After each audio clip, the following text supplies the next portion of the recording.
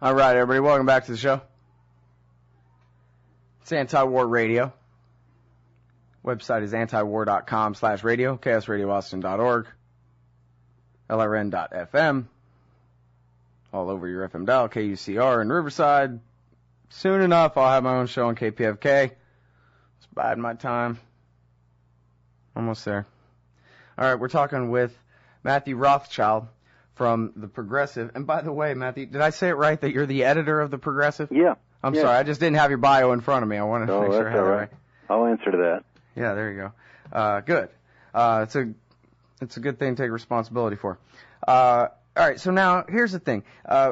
You're talking about, again, 4,700 men of the 3rd Infantry Division, now basically active duty, maybe just sitting somewhere waiting to be used for something, but they're on the case. These Iraq war veterans, hardened, battle-hardened soldiers here, and it all sort of seems like it's an anvil on the windowsill up there waiting to fall on our head, but it hadn't quite been pushed yet. And I wonder, is this the kind of thing where you think, like, say there was another September 11th sized attack?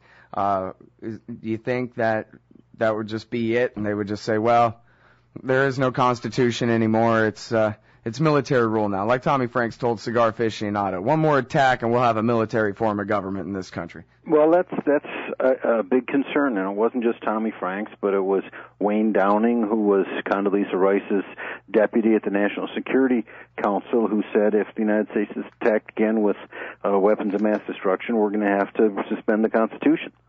And so, they were right up front about that. And Bob Woodward himself had heard people talking about that, too. And I heard him give a graduation speech a few years back where he said, we need to pay more attention to this because this is what these guys have in store for us. And yet there haven't been a lot of people paying attention to it. Yeah. Well, and you know what? As long as we're talking about it, I happen to have a clip here. It's just 1 minute long from the days of the Iran-Contra scandal back in the 1980s. And this is Congressman Jack Brooks, a Democrat from Texas, attempting to ask Oliver North about a plan to suspend the Constitution, and in this case, it's the Rex 84 and Operation Garden Plot and all that. People can read about it, and it's a lot like what you talked about with those contracts for Halliburton to build, presumably temporary camps for mass roundups of immigrants. Well, the idea was if there was, in this case, if there was too much domestic dissent among Latinos about a full-scale invasion of Nicaragua, then this is what we would have to resort to, and they came up with a plan for it. And I just like sharing this exchange with people because I know most have never heard it. It's from the movie The Panama Deception. Why didn't it go in? Okay, well, my iTunes decided to stop working, so never mind. The other thing that... What a waste of a piece of the interview there. Too bad, I wanted to hear it. But listen, there was also back in 2008, a member of Congress, a California representative named Brad Sherman, said, this is right as Lehman Brothers had crashed and the whole economy on Wall Street was going down. Congressman Brad Sherman said, he was told that if they don't hold their nose and vote for this bank bailout, there was going to be martial law.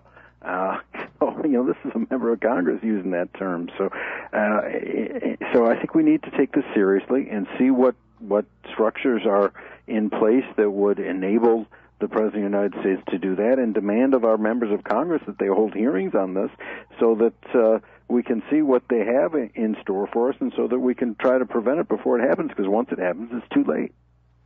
Yeah, well, in a way it seems kind of fantastical and unrealistic. You got 18,000 separate sheriff's departments and city police agencies and that kind of thing. But then again, there was a civil war in America before. 600,000 people killed. It's not completely unprecedented, Well, and one thing to consider, especially if the Republicans take over in Congress, is to see whether they are going to sponsor this bill that would give the Pentagon the authority to deploy almost 400,000 troops in this country in times of emergency. Actually, Obama's Pentagon was trying to do that too, but maybe this is one of those things where they're going to get bipartisan agreement, God forbid, because this would allow the Secretary of Defense to call up the troops, and it would allow the President to call up the troops in times of an emergency. You say up to 400,000, 500,000 soldiers almost. Yeah. just about 400,000. I mean, that's as many documents just came out in the biggest document leak ever. Yeah, but these are documents. That's a lot of soldiers. These are documents with guns. I mean, that's more than double what was the highest number of soldiers in the Iraq War at any given time. Yeah. So even including the mercs. I mean, it's just. I mean, you should look at the legislation that was drafted, and we have it on our website. This idea about the Pentagon having wanting the power to call up all these troops. I mean, it would give the Secretary of Defense and the President at their own discretion, after they call an emergency for all sorts of possible things, to have the Army in our streets, and that's just not supposed to be our system of government. All right. Well, I think I got that clip working, so let's take a listen here. Yeah. I don't know if in your work at the NSC, were you not assigned at one time to work on plans for the continuity of government in the event of a major disaster? Mr. Chairman. I believe the question touches upon a highly sensitive and classified area, so may I request that you not touch upon that, sir?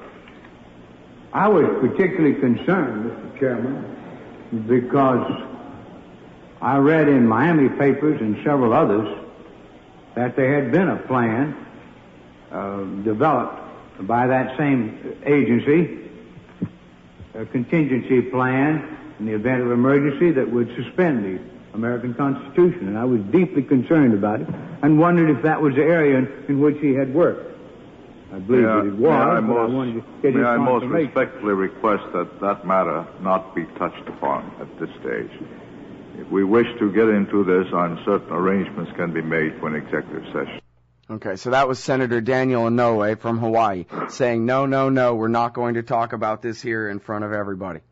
Isn't that beautiful? I mean, what should be more public than a discussion of whether we're going to still have a democracy in our country or not? But no, they had to take that off the table. Well, in a way, at this point, I wonder maybe if we could be better off if they quit pretending that there was a constitution that granted them legitimacy and quit pretending there was a rule of law that applied to them when clearly it doesn't. Government employees can murder whoever they want. They can torture whoever they want. They can lie us into war. They don't even have to declare it. They can set up a military garrison like you're talking about right in the heart of our country, and no law can stop them. Why keep pretending? Well, certainly we're not a democracy the way we're supposed to be right now. There's no doubt about that. And the question is, who would stop or who would be able to stop a president who tries to call out the troops and take control of the country? Remember when Nixon was about to be impeached, there were big questions as to, what's going to happen if Nixon calls, the 82nd Airborne and has them surround the White House and prevent the Supreme Court from nabbing them, Yeah, well, that's the kind of things that people do fighting about war powers. We've seen it throughout history. All right, well, listen, I really appreciate your journalism on this particular issue especially, Matthew, and thank you for your time on the show today. Well, it's been my pleasure. Let's keep watching it. All right, everybody, that's Matthew Rothschild, editor of The Progressive, progressive.org.